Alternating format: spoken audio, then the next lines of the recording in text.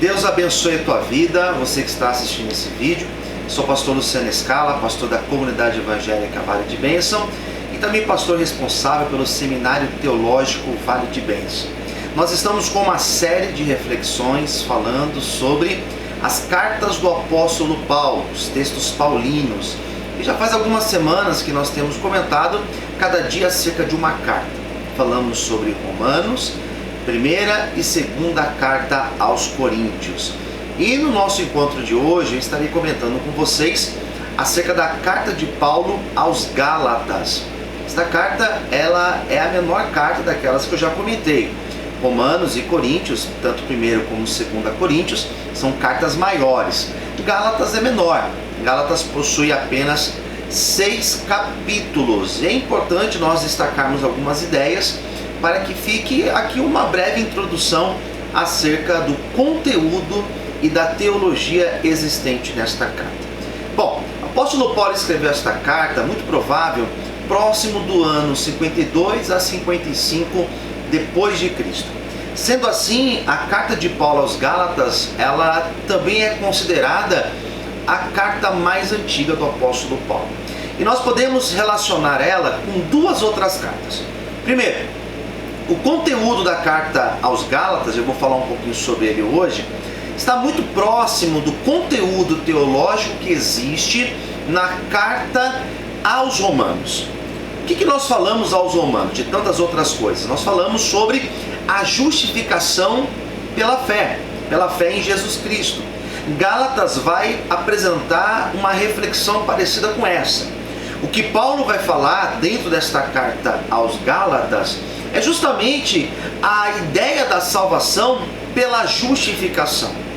E percebe-se que dentro da carta aos Gálatas existe uma discussão, porque alguns daquela região da Galácia estavam sendo influenciados pelo judaísmo, pelos judaizantes, que eram aqueles que eram judeus convertidos a Cristo, que eles pregavam que para a pessoa ser cristã, ela precisava passar pelo judaísmo.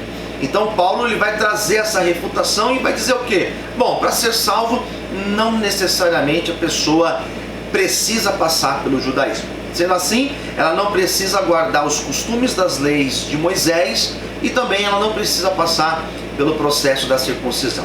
Então nós temos um conteúdo parecido com aquilo de aos Romanos, claro, num tamanho muito menor, porque aos Romanos ele vai explorar em muitos mais capítulos essa ideia da justificação pela fé.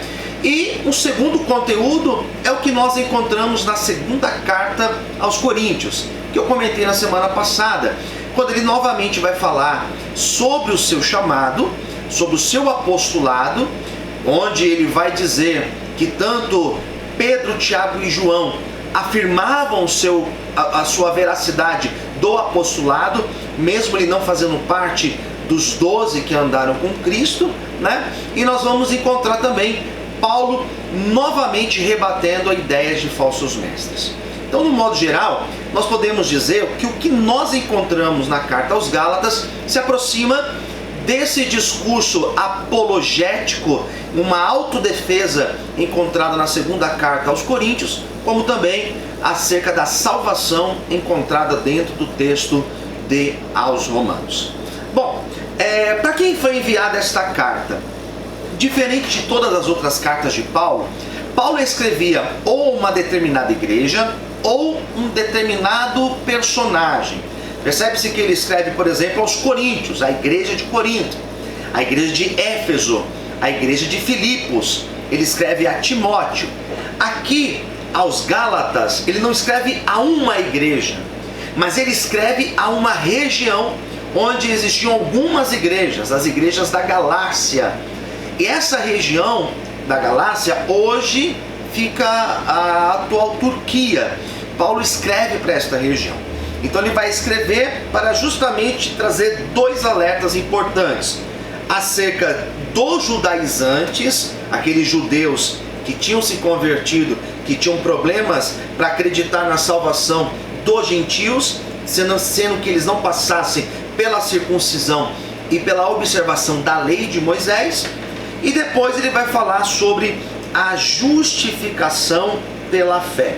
E quando ele fala também sobre a justificação pela fé, Paulo vai fazer talvez o texto com maior clareza do que significa as ações pela carne, ou seja, os frutos da carne e o fruto do Espírito. Então ele vai fazer uma distinção dentro desta carta aos Gálatas. Então é uma carta extremamente importante, porque ela vai trazer essas noções do que é de fato ser um cristão espiritual na sua essência. Tá bom? Então fica a dica aí para que você possa depois ler com mais calma esses 6 capítulos de aos Gálatas e trazer para si um conteúdo de extrema importância. Por isso que esta carta ela é chamada também da carta magna para a igreja. Alguns autores vão colocar esta carta como uma das cartas principais de Paulo, como uma das principais de todo o Novo Testamento. Tá bom? Eu vou colocar aqui para vocês, de forma bem didática, os 5 principais objetivos desta carta. Então é importante você agora tomar nota para que você possa guardar bem esse conteúdo. Primeira coisa, o objetivo de Paulo foi defender-se das acusações feitas pelos falsos mestres que eram opositores a ele. Então percebe que a mesma dificuldade que Paulo encontra aos Coríntios, quando ele escreve aos Coríntios, ele vai encontrar aqui também. Falsos mestres e opositores. 2. Segundo conteúdo importante. Eles tinham o propósito de ensinar que todos, ou seja, judeus e gentios, quem eram gentios que não eram judeus, são salvos pelo meio da expiação de Jesus Cristo. O que significa isso? Nós somos salvos pela fé por causa do sacrifício de Jesus Cristo. Nós não somos salvos por rituais da lei. Nós não somos salvos pelos sacrifícios que a lei ensinava. Somos salvos pela expiação dos pecados, pela morte de Jesus Cristo na cruz. Terceiro, ele vai mostrar o papel fundamental da lei dentro do plano de Deus.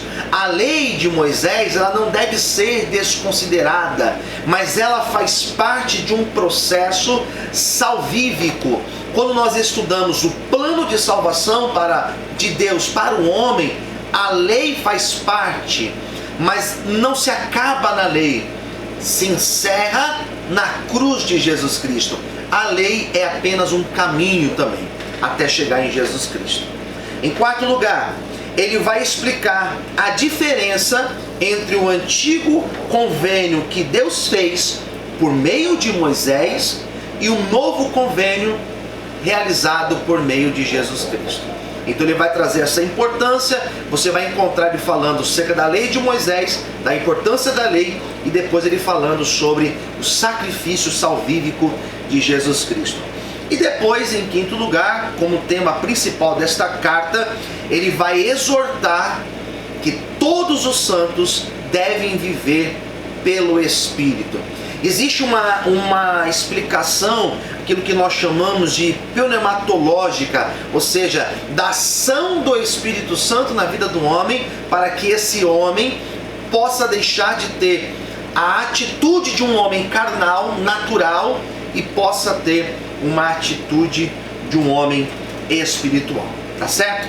Para nós finalizarmos a nossa aula de hoje, eu vou fazer um resumo breve e eu vou dividir estes 6 capítulos em 3 partes, sendo que o capítulo 1 e 2, Paulo vai escrever para os nossos irmãos da Galácia, dizendo para eles que eles não poderiam se desviar dos ensinamentos de Jesus Cristo, dos ensinamentos que ele estava passando, para ir por caminhos dos falsos mestres. Ele vai fazer a defesa do seu chamado, o chamado dele apostolado, né? Relatando da forma que ele era um opositor da igreja e depois ele vai se converter. Então novamente ele fala da sua conversão. Ele vai salientar que ele recebia divinas revelações por intermédio da ação do Espírito Santo, e ele esclarece que o seu ministério aos gentios estava em aprovação com Pedro, Tiago e João, que eram os principais apóstolos de Cristo. Ele declara que é muito provável que esse texto tenha sido escrito antes, né, ou melhor, próximo daquele fato do concílio de Jerusalém, quando ele ainda tinha problemas de pensamento com Pedro. Ele vai colocar isso, porque Pedro era alguém defensor que para ser cristão era necessário passar pelo judaísmo. A segunda parte, que vai o capítulo 3 e 4, Paulo vai defender a mensagem do Evangelho. Ele vai ensinar que Abraão, ele é um exemplo de alguém que foi justificado pela fé e não pelas obras de lei. Não tinha lei de Moisés quando Abraão servia a Deus. Então ele vai colocar isso. Ele vai dizer que por meio da expiação de Jesus Cristo, toda a terra, toda a raça humana saiu debaixo da maldição da lei.